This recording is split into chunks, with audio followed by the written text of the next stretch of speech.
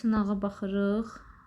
Bizdən doğru variant istəyir. S hərfinin səslənməsinə fikir verək. Onlar da birdən düşər testdə qarşınıza çıxar. Yəni buna diqqət yetirmək lazımdır. Doğru variantımız B variantıdır. Digərlərində zoz, məsələn, mazə, azə, zey, bunlar z səsini verir. Ona görə yanlışdır.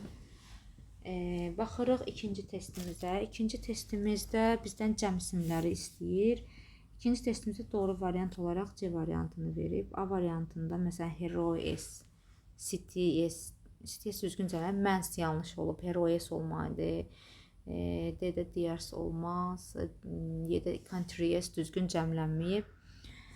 Keçirik üçüncü testimizə. Üçüncü testimizdə yenə bizdən düzgün variant istəyir. Cəmdə olan isimlərin düzgün variantına.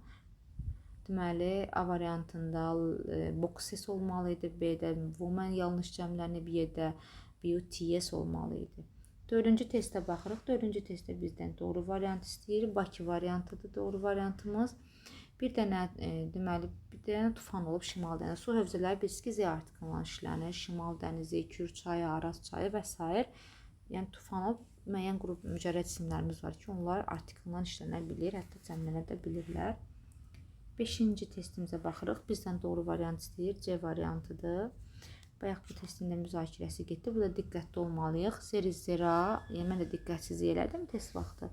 Yorğunçuluqdan üzürlü sayın. Deməli, zera yanındakı isimlə uzlaşır. Təbii ki, əgər orada fikir verməliyik. Məsələn, birinciyə iz, ikinciyə ar yazdıq. Sual yarada bilər ki, niyə? Axı, birinciyə iz yazmışıqsa, gərək ikinciyə də iz yazardıq onda. Yəni, eyni qaydada. Prosto bir şey var ki, orada hərəsi ayrı-ayrıdır birincidə. Məsələn, library, dining room, workshops.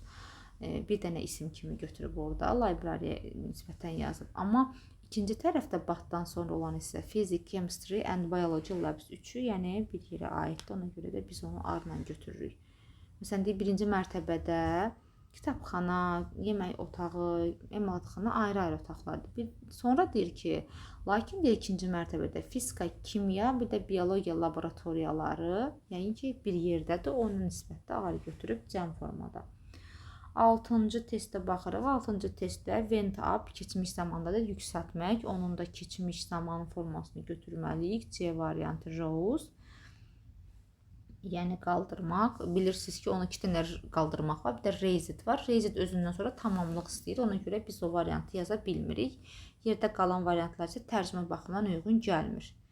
7-ci testdə stop it down-un antonimini istəyir. Stop it down antonimi rose'dur. Yəni qaldırmaq. Əyilmək, qaldırmaq. A variantı. Yenə də raised yaza bilməzsiniz. Climb dırmaşmaqdır, set down əyləşməkdir, bent əyilməkdir. 8-ci testə baxırıq. Deməli, burada deyir ki, bizə düzgün pronoun yazın. Cansızları zaten which-lə, zət-lə yazırıq. Burada through, yəni söz önü ilə zət işlənməz. In zət yox, zət in olar. Ona görə də which yazırıq. 9-cu testə baxırıq. Yəni zəti yaranma səbəbimiz through-ya görədir. Through olmasaydı, yəni zəti də orada qeyd edə bilərdik. In which in olur. Prosto in zət olmur da, zət in olur. 9-cu testə baxırıq. Düzgün variantımızı qeyd edirik. İlk öncə C variantıdır. Düzgün variantımız. Harada day sözü görürük, harada way sözü görürük. Home sözü ümumiyyətcə qarşısına artikel söz önü yazılmır. Groundda torpaqdır, yerdir. Təbii ki də o da ondan işlənir. Deməli, on rainy day, on my way home, I saw a purse on the ground.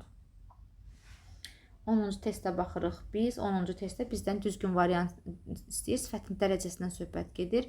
Sifətin dərəcəsində də it is way, deməli, burada düzgün olmayan istəyir. Sorry, B variantıdır. Ən yaxşı təhlükəli yol deyə bilmərik də biz, yəni diqqətli olmalıyıq.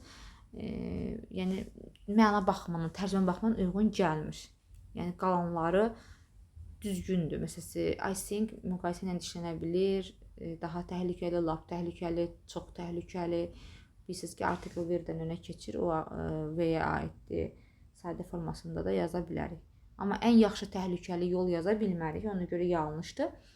11-ci testə baxırıq. Eversin, bu üstünlük dərəcəsidir. Z-sində zaten verib, A variantıdır. Yerdə qalanlar başqa dərəcədir. Adi müqayisəni göstərir.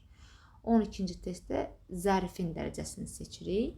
Zəm müqayisədirsə, deməli biz müqayisə dərəcəsini seçməliyik. O da olur more slowly.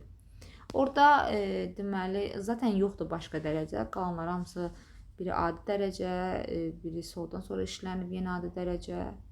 A, B, C bunlar adi dərəcə. D üstünlük dərəcəsidir. Onda bizdə üstünlüyə aid bir şey yoxdur da. Orada müqayisə zənin göstəricisidir. 13-cü testə baxırıq. Bizdən düzgün variant istəyir. C variantıdır.